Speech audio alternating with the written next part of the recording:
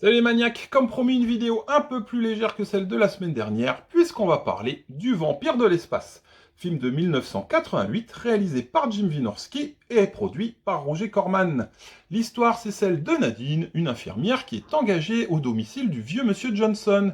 Une fois sur place, elle rencontre Jérémy, l'homme à tout faire, qui lui explique qu'il se passe de drôles de choses dans cette maison, et notamment à la cave, où descendent des tas de personnes qui viennent voir monsieur Johnson. Seul souci, elle n'en remonte jamais. Normal, le vieux monsieur est un vampire extraterrestre en mission sur Terre pour voir si le sang humain pourrait convenir à son peuple. Alors le vampire de l'espace, toujours scandaleusement inédit sur support physique en France, messieurs les éditeurs, l'appel est lancé.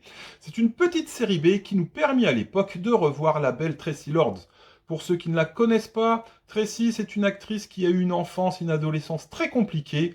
Elle a été agressée sexuellement par un ado de 16 ans quand elle n'avait que 10 ans. Elle a subi un avortement à 15 ans, est devenue accro à la cocaïne et son beau-père l'a forcée à faire des photos de charme de plus en plus osées. Elle décide donc de combattre le mal par le mal en devenant, dans les années 80, la pornostar la plus célèbre de l'univers. Elle débute sa carrière en 1984 et la termine en 1986, quand le FBI découvre qu'elle a falsifié sa carte d'identité, menti sur son âge, et qu'en 84, elle n'avait que 16 ans.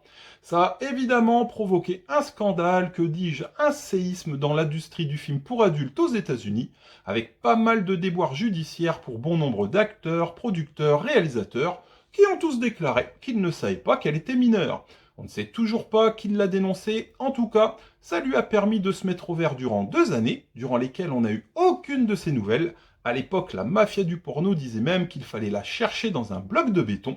Fort heureusement, il n'en fut rien, et elle réapparut donc en 1988 sur l'affiche de ce Not of the Surf, remake d'un petit film de science-fiction de 1957, réalisé par, je vous le donne en mille, Roger Corman.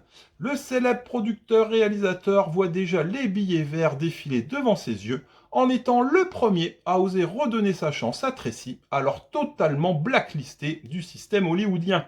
Sur une idée de Jim Wynorski, il l'engage sans même savoir si elle sait jouer un minimum. Coup de bol, comme elle veut vraiment s'en sortir, Tracy se donne à fond, livre une performance plus qu'honorable, vraiment naturelle, et surtout, grande première, tout en restant habillée. Enfin, pas tout à fait. Parce que Roger Corman, en habile producteur et commercial, il a fait venir Jim Wynorski dans son bureau pour lui dire, et là vous pouvez me croire, j'y étais, Jim, on a engagé la nana là, qui a fait du porno à 16 ans. Donc, comme elle en a vu d'autres, hein, tu lui fais tourner 2 scènes où on voit ses seins. Hein. Moi, je dois vendre le film sur son nom. Et puis, Jim, pas plus de 10 jours de tournage. Hein. Le temps, c'est de l'argent. Bon, honnêtement, j'y étais pas. Hein. Mais connaissant le personnage, on doit pas être loin de la vérité. En tout cas, en résulte une petite comédie de science-fiction sans prétention, qui ne gagnera aucun Oscar, mais ça, on s'en fout. Elle est vraiment très divertissante, on a des petits effets spéciaux fort simples, mais qui font le taf, comme par exemple les yeux de Monsieur Johnson qui s'illuminent, on a des halos de lumière bleutée qui sortent de la bouche des gens, et on a même un portail interdimensionnel. On a le duo Nadine-Jérémy qui fonctionne du tonnerre et qui va vivre des aventures assez farfelues qui devraient vous amuser.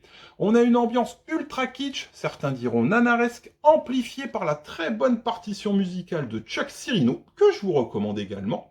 Et on a donc une Tracy radieuse qui illumine toutes les scènes dans lesquelles elle apparaît et qui est enfin toute heureuse de pouvoir jouer la comédie dans un film classique. À l'époque, le Hollywood Reporter avait même titré « La réponse est oui, elle sait jouer ». Allez, le petit tableau, niveau violence, niveau gore, un 0,5 sur 5, note justifiée par une scène vers les 3/4 du film qui fait très giallo, vous verrez.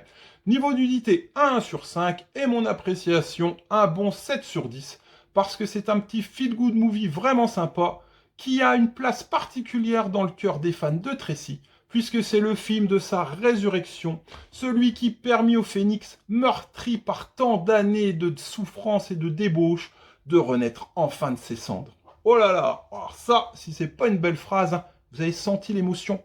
Émotion qui n'empêchera pas ma femme de venir me voir pour me dire Steph, si c'était Mimi Mati, l'actrice principale, et pas ta pouf blondasse là, tu lui aurais mis un 7 sur 10 au film.